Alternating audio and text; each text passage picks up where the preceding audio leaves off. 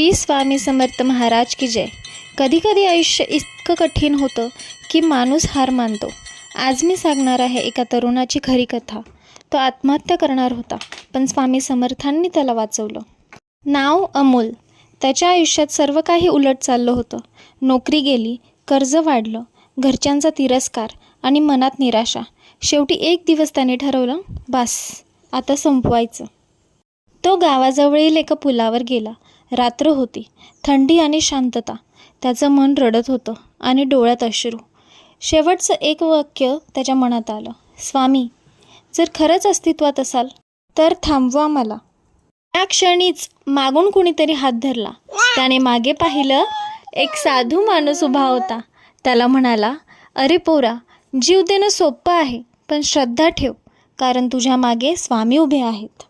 अमोल गोंधळला आणि त्या क्षणी त्या साधूचा कुठेच मागमूस नव्हता।